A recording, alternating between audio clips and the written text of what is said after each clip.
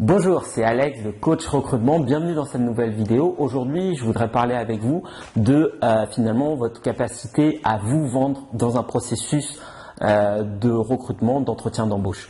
Parce qu'il ne faut pas vous leurrer, hein, et ça je le dis souvent puisqu'aujourd'hui j'accompagne des dirigeants d'entreprise et des directeurs et des experts aussi, et dans leur expertise, ils sont experts dans leur domaine et parfois ils ont du mal à vendre du coup leur expertise.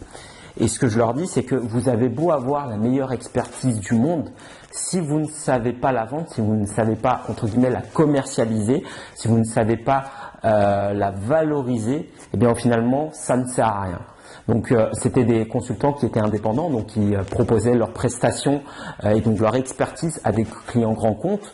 Et pour certains, c'était des experts comme pas possible, mais justement, ils avaient du mal à décrocher un poste, une mission, parce que ils n'étaient pas assez vendeurs. Et pour eux, ils considéraient la vente comme quelque chose de pas bien, de mauvais, de dégradant. Et du coup, ils avaient énormément de mal à se valoriser, à se mettre en avant, à valoriser leur expérience, à valoriser leur expertise.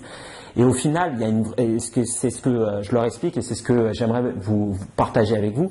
Il y a une différence entre la valeur, qui est, voilà, peut-être que vous avez une valeur énorme, une expertise énorme, et la valeur perçue. Donc il y a une vraie différence entre les deux, c'est-à-dire que la valeur, c'est ce que vous avez, votre expertise, c'est ce que vous êtes, c'est la façon, voilà, vous êtes courageux, vous êtes volontaire, vous êtes compétent, c'est votre valeur.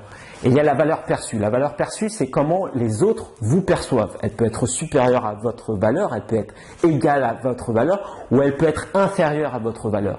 Et si elle est inférieure à votre valeur, c'est que quelque part, ça vous dessert dans votre recherche d'emploi, parce qu'au final, même si vous êtes très compétent, même si au final, vous méritez les postes que vous recherchez, même si au final, vous faites beaucoup d'efforts, eh bien, si la valeur perçue est inférieure à votre valeur intrinsèque, qui est votre expertise, vos valeurs de courage, de volonté, etc., et si ça ne se ressort pas, eh bien, le recruteur, finalement, lui, ce qu'il voit, c'est la valeur perçue. Et donc, ce qu'il faut, c'est qu'au minimum, vous réussissiez à rééquilibrer ça entre votre valeur et réaugmenter pour que ça soit à peu près la même chose, que votre valeur soit égale à votre valeur perçue, ou encore mieux, qu'elle soit supérieure. Auquel cas, attention parfois, donc là, du coup, vous survendez quelque part, donc ça, c'est pas forcément bien, mais pouvoir trouver cet équilibre entre votre valeur intrinsèque et la valeur perçue. Et pour ça, si vous détestez vous valoriser, vous vendre quelque part, ça va être très compliqué. Donc, dans un processus d'entretien d'embauche, de recrutement, sachez que c'est avant tout votre capacité à vous vendre qui fera la différence. La capacité à raconter votre histoire, la capacité à partager ce que vous avez appris, ce que vous avez apporté à l'entreprise, en même temps en étant rationnel, spécifique, orienté résultat, en parlant de ROI, de valeur ajoutée, ce genre de choses, mais également en touchant la dimension émotionnelle qui est liée peut-être à l'impact que vous avez eu auprès de vos clients. Donc ça c'est hyper important, donc ça se travaille, hein. Donc je développe aussi un programme spécialement dédié à cela pour justement vous accompagner sur apprendre à vous valoriser vos expériences. Pour vous donner un exemple, donc là je vais mettre plusieurs donc qui est en même temps professionnel, puisque aujourd'hui, comme je vous le disais, j'accompagne les dirigeants d'entreprise et également les consultants indépendants. Et moi j'avais reçu un couple de dirigeants d'entreprise qui dirigeaient une TPE dans le secteur de l'industrie, donc une dizaine de personnes, donc qui travaillaient avec des grands groupes comme 26, ce genre de choses. Donc c'est une entreprise qui connaissait des difficultés. Et moi, l'une de mes valeurs ajoutées, l'une de mes forces, c'est justement la capacité à valoriser leur offre ou l'expertise pour la commercialiser. Et donc, du coup, ils étaient venus me voir parce qu'ils connaissaient des difficultés. Et à la fin, donc je leur apportais des solutions, des préconisations. Et à la fin, la dirigeante m'a dit quelque chose qui m'a vraiment ému à ce moment-là. Elle m'a dit, vous savez, il y a quelques jours, mon mari et moi, on était en larmes parce qu'on ne trouvait pas de solution. Et là, on repart avec le sourire parce qu'on y voit des perspectives. Et ça m'a ému. Ça m'a ému parce que ça a donné du sens dans ce que je fais par rapport à mon métier, par rapport à mon expertise, d'accompagner les dirigeants d'entreprise, d'accompagner les personnes qui recherchent un emploi. Et c'est extrêmement gratifiant. Et vous voyez donc la façon dont j'ai procédé, c'est une histoire vraie, une histoire qui m'a vraiment touché en plus.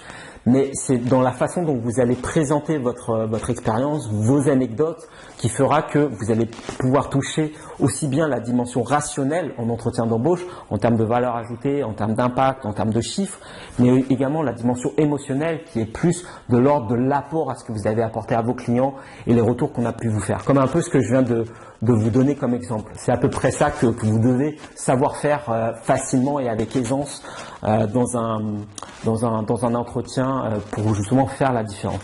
Et encore une fois, c'est à la portée de tout le monde. Hein. Moi, je suis pas né avec. C'est quelque chose que j'ai travaillé, que j'ai peaufiné. Et quand j'étais plus jeune, bon, certains préféraient aller en boîte de nuit. Moi, j'aimais bien passer des entretiens, même si j'avais déjà mes stages et ce genre de choses. J'adorais passer des entretiens pour justement peaufiner cet art qui est l'art de valoriser ce que l'on a. Et donc du coup, j'en ai fait mon métier et donc ce qui m'a permis d'aller relativement loin. Et c'est ce qu'aujourd'hui j'aimerais et que je partage avec vous aujourd'hui. Donc ne serait-ce que l'évoquer comme ça, donc je suis toujours un peu ému par rapport à ça. Bon bref, mais tout ça pour vous dire que c'est important de pouvoir vous valoriser. Il ne faut pas voir comme cela comme quelque chose de négatif. Au contraire, tant que c'est vrai, tant que c'est quelque chose qui est de l'ordre du ressenti, hein, je vous demande pas de faire pleurer vos clients ou quoi que ce soit, mais de savoir vous valoriser, vous vendre quelque part de ce qu'on appelle plus communément le personal branding. Peut-être est-ce que vous avez un site sur lequel vous êtes reconnu, vous partagez votre expertise, peut-être que vous avez eu des reconnaissances et peut-être ça va passer aussi par la façon dont vous allez quelque part vous vendre, vous valoriser. Donc c'est vraiment cet équilibre qu'il faut trouver entre la valeur et la valeur perçue, donc de pouvoir vraiment l'équilibrer. Et si aujourd'hui vous avez du mal à trouver un emploi alors que vous avez une expertise, peut-être justement qu'il y a cette différence entre votre valeur et votre valeur perçue que en tout cas le recruteur perçoit. Et donc ça crée des frustrations, ça crée de l'énervement, de dire c'est pas juste, etc. Moi je mérite, etc., etc. Donc ce qu'il faut faire, c'est de pouvoir rééquilibrer ça. Et ça passe par un travail, donc ça peut passer par un coaching qu'on fait individuellement ensemble, par un coaching de formation sur lequel vous pouvez avoir accès, notamment sur le site Coach Recrutement. Quelle que soit la façon dont vous allez procéder, il vous faut vous renforcer sur ces compétences. Voilà, donc c'est ce que je voulais partager avec vous. Donc travaillez là-dessus, travaillez votre storytelling, hein, ce qu'on appelle votre storytelling, travaillez la façon dont vous pouvez présenter vos expériences, présenter votre valeur ajoutée, présenter vos compétences ou votre expertise. Voilà, merci beaucoup et je vous dis donc à très bientôt.